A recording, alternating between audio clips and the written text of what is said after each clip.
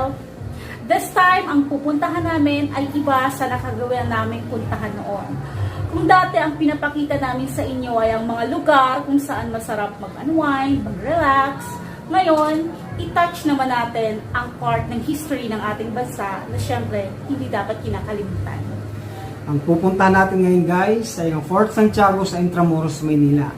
Magbalik tanaw po tayo sa panahon ng pananakop ng mga Kastila, Amerikano at mga Hapon.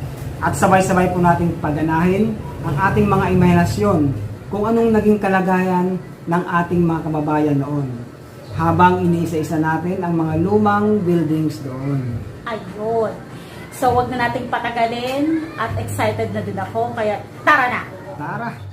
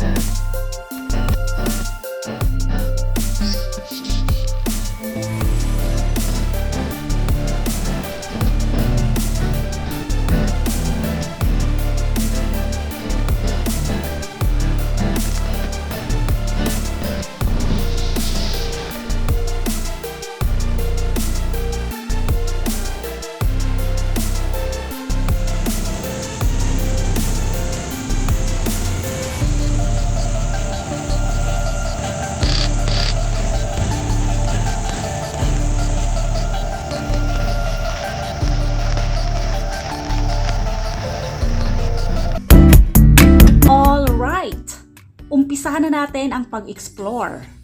Una na nating silipin ang ruins of the American Barracks. Guys, sa lumang building na to, ikinulong si Elpidio Quirino ng Japanese Imperial Army for 16 days during World War II.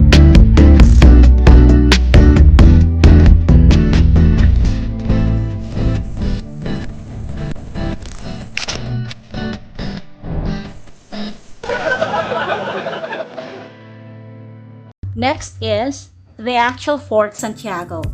Ang Fort Santiago, guys, doesn't begin until you cross the bridge across the moat from Plaza Moriones onto Fort Santiago's door.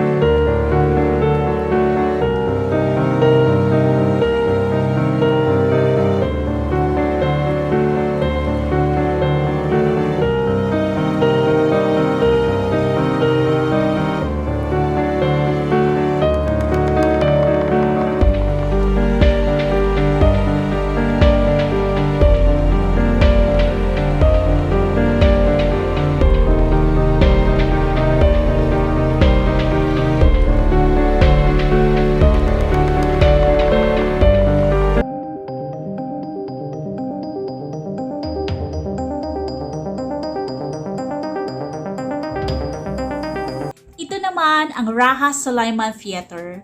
This was constructed as military barracks where Jose Rizal spent his final evening prior his execution. Halika guys, silipin natin ang kanyang actual cell sa dulo.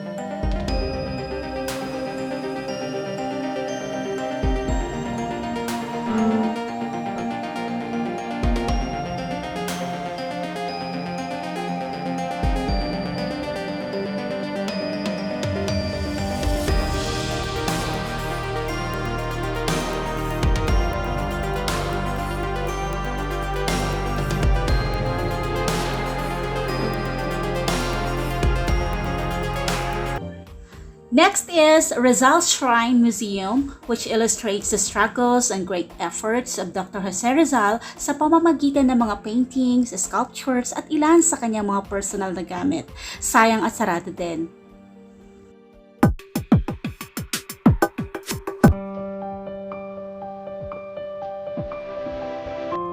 This gate once used as an escape route during instances of siege or emergencies.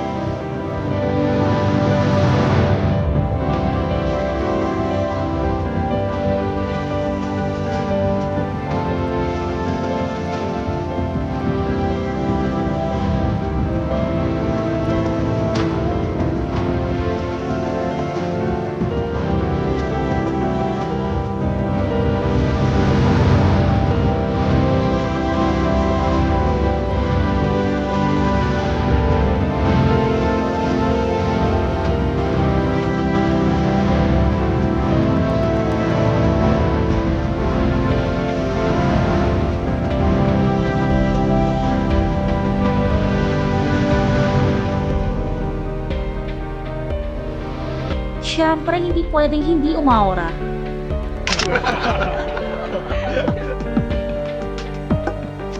At masarap din pala ditong tumambay.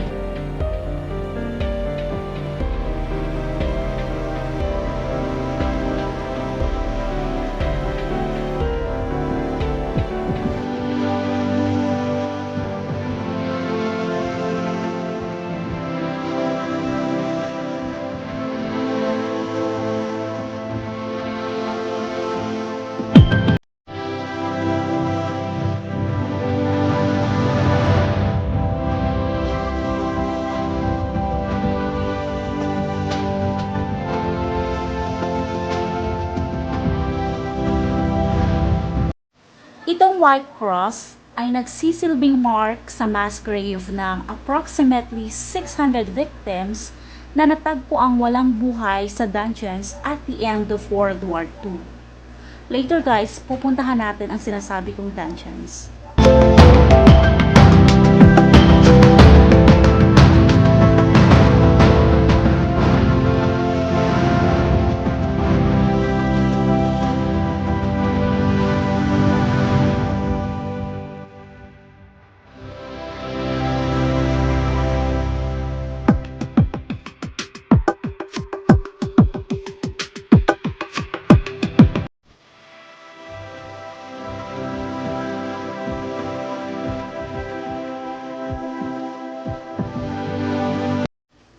Andito na nga tayo guys sa Baluarte de Santa Barbara.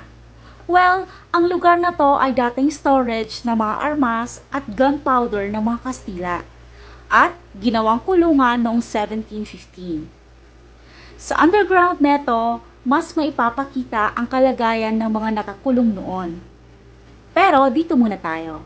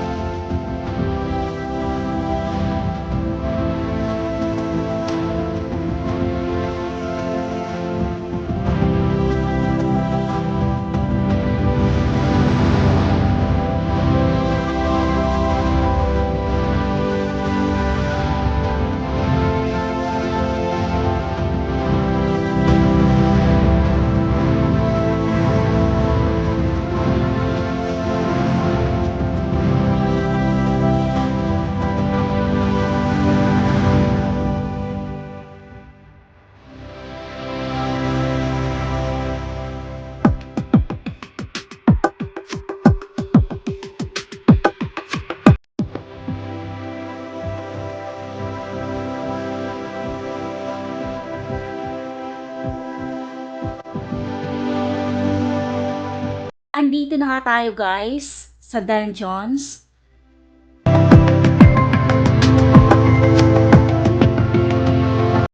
Punta na tayo sa underground.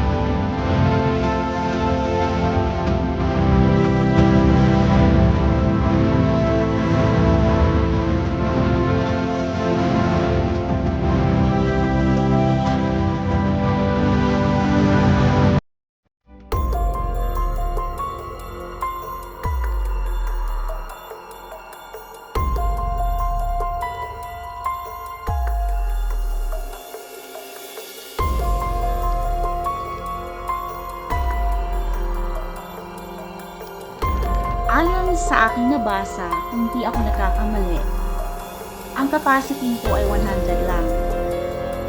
Pero imagine, dito nakita ng American troops pagkatapos ng World War II, yung sinabi ko kanina na approximately 600 na mga nabubulok na katawan. Imagine mo na lang ang hirap na kanilang dinanas ko.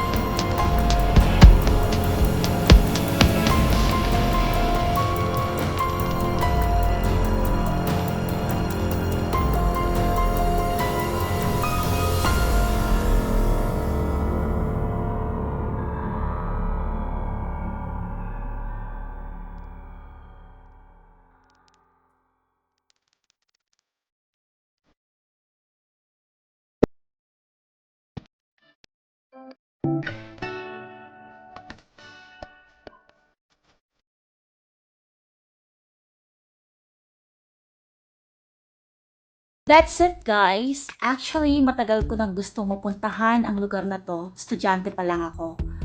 Finally, nagawa ko din at na-share ko pa sa inyo. Babalikan na lang namin yung mga hindi pa namin napasok dahil sarado pala at i-share ulit namin yon sa inyo.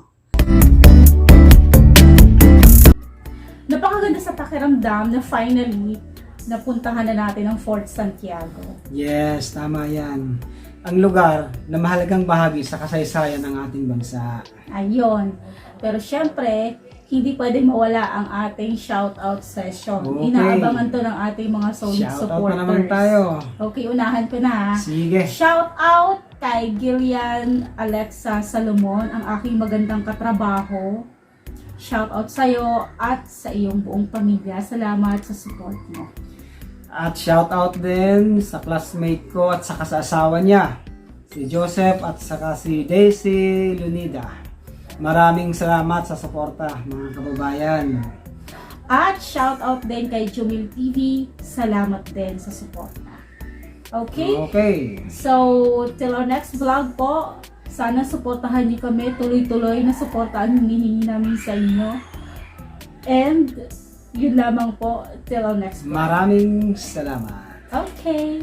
Okay.